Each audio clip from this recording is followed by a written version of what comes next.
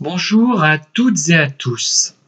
Je ne vais pas vous parler en langage inclusif, mais je vais juste vous présenter très brièvement, sans entrer dans les détails, parce que je ne l'ai pas terminé et je pense que ce livre mériterait d'ailleurs au moins 2 lectures, voire 3, avec de quoi noter à portée de main.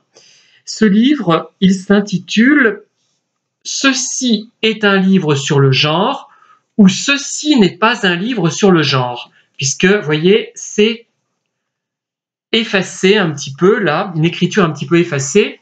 Il est d'un certain Morgan N. Lucas et il récapitule finalement toutes les affirmations sexistes, les contextes sexistes dans lesquels nous évoluons depuis toujours. Nous sommes malheureusement dans une société patriarcale. Attention, je précise que je ne souhaite pas non plus qu'il y ait un jour une société matriarcale. Ça n'a aucun intérêt. Il faudrait une société qui soit justement égalitaire, qui ne soit ni patriarcale ni matriarcale. Et ce livre vous fournira beaucoup de thèmes de réflexion, des thèmes de réflexion d'ailleurs que j'ai abordés, mais souvent il va plus loin dans l'analyse. Et l'auteur récapitule en fait tout ce qui peut concerner cette identité de genre. Et il y a aussi, plutôt devrais-je dire, la présence d'un troll. C'est amusant d'ailleurs, un troll qui est là pour servir de poil à gratter et qui permet justement d'argumenter, de réfléchir. Vous savez que les trolls, ils prennent le contre-pied de ce que vous dites, souvent, et vous perdez du temps à essayer de démontrer qu'il est dans l'erreur, mais en même temps, vous perdez du temps en apparence, mais peut-être que vous en gagnez parce que ça vous permet d'expliciter les choses et d'argumenter et justement de vous montrer plus convaincant lorsque un jour vous serez devant une personne qui serait un adepte convaincu des bienfaits de la société patriarcale. Elle est catastrophique, comme je l'ai souligné depuis pas mal de temps déjà. Je prends quelques exemples. Les garçons qui jouent tous au foot, les filles qui font de la danse classique, les femmes qui reçoivent des fleurs pour leur mariage, les hommes qui sont habillés en notaire, le travail qui est moins bien payé pour les femmes, les fonctions qui ne sont pas toutes accessibles aux femmes, la tenue vestimentaire de l'homme qui est celle d'un croque-mort et la femme celle d'une princesse du XVIIIe siècle, la bise obligatoire aux femmes, on ne sait pas pourquoi, au nom de quoi, on n'en sait rien, et les poignées de main rigides et guindées pour les hommes, l'austérité pour l'homme qui doit être moche, qui peut se permettre d'ailleurs d'être moche et ventripotent, alors que la femme se doit d'être toujours manucurée, 100 kilos en trop, etc. Je pourrais multiplier les exemples infinis. Et tout cela nous est imposé par cette société patriarcale, dont il faudrait vraiment sortir. Et il y a une forte résistance puisque certains, je pense, ils trouvent leur compte.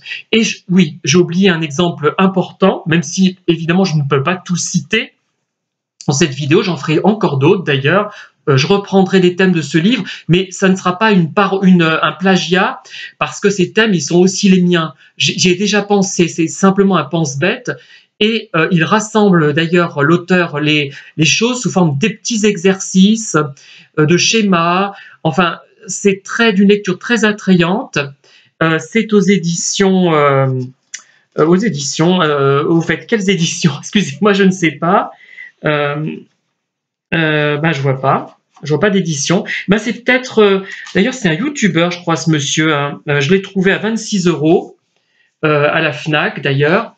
Oui, je disais que j'ai oublié une chose essentielle, c'est par exemple aussi le viol au nom du patriarcat, les préjugés sur la femme qui s'habille en mini-jupe, donc qui attise, semble-t-il, les violeurs, mais c'est complètement idiot.